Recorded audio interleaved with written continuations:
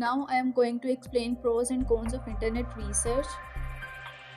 Level 3, that is based on pros and cons of internet research. Now I am going to explain pros of internet research. Pros कहते हैं advantages को. यहाँ पे मैं एक चीज़ clear करूँगी कि जब भी आप किसी काम को स्टार्ट करते हो तो उसका एडवांटेजेस और डिसएडवांटेजेस यानी प्रोज एंड कॉन्स को आइडेंटिफाई करना ज़रूरी है. एडवांटेजेस और डिसएडवांटेजेस को आइडेंटिफाई करने से क्या होगा, आपको इस चीज़ का आइडिया होगा कि इस काम का जो रिजल्ट होगा उसके फ़ायदे ज़्यादा या नुकसानात ज़्यादा हैं. उससे आपको ये चूज़ करने में आसानी होती है कि मैं ये काम करूँ या ना करूँ. अब इंटरनेट रिसर्च के प्रोज यानी कि एडवांटेजेस की बात की जाए, इर्रिस्पेक्टिव ऑफ ट्रेडिशनल रिसर्च जो आम रिसर्च हम करते हैं उसमें आपको ये एडवांटेजेस नहीं मिलते. पहला एडवांटेज है टाइमली, यानी कि आप कुछ भी सर्च कर रहे हो उसका आपको टाइमली रिस्पॉन्स मिल जाता है, टाइमली उसका आंसर मिल जाता है. कॉस्ट इफेक्टिव, आपको किसी किस्म का कोई पैसा नहीं लगाना पड़ता. नो बॉर्डर्स, किसी किस्म की कोई बाउंड्री नहीं है, कोई लिमिट नहीं है. डाइवर्सिटी है कि आप कुछ भी सर्च करते हो तो उनके जो रिजल्ट्स हैं वो एक दूसरे से डिफरेंट होते हैं, सेम नहीं होते. क्वालिटी है, इंटरनेट के फिल्ट्रेशन प्रोसेस की वजह से उसके डेटा की क्वालिटी भी है. टाइम सेविंग, ये अगर देखा जाए तो रिसर्च बहुत ज़्यादा टाइम लेती है, लेकिन इंटरनेट रिसर्च में ऐसा नहीं है. आप टाइमली जो है अपनी रिसर्च कंप्लीट कर सकते हो, ऑथेंटिक इन्फॉर्मेशन आपको मिल जाती है, फाइंड आउट कर लेते हो.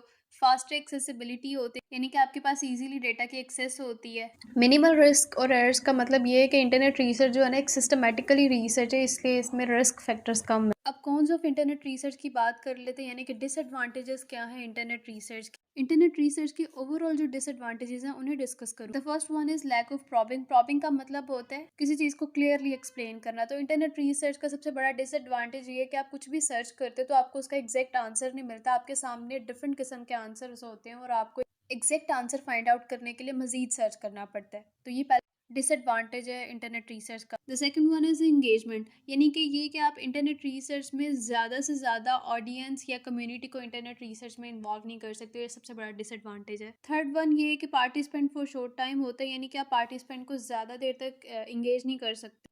लोकल और स्पेसिफिक ऑडियंस होती है, यानी जो चीज़ आप सर्च कर रहे हो उसमें जो ऑडियंस होती है वो आपके काम के मुताबिक नहीं होती.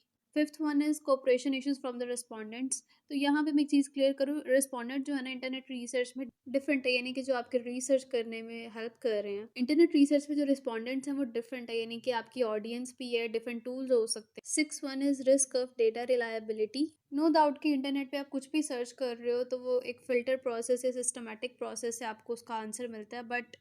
बट ये कि आप डेटा के ऊपर रिलाई नहीं कर सकते. आपको डिफरेंट सोर्सेज के थ्रू उसको उसके फैक्ट को चेक करना है कि क्या ये इन्फॉर्मेशन जो वो सही है या नहीं. द लास्ट वन है इसके लिमिटेड ट्रेसेबिलिटी होती है. येस, बहुत सारी ऐसी सिचुएशन है कि जहाँ पे फीस चार्ज की जाती है स्पेशल इन्फॉर्मेशन के लिए. इंटरनेट रिसर्च का एक डिसएडवांटेज ये भी है कि वहाँ जो डेटा फाइंड आउट कर रहे होते हैं वो एक ऑर्गेनाइज्ड फॉर्म में नहीं होता.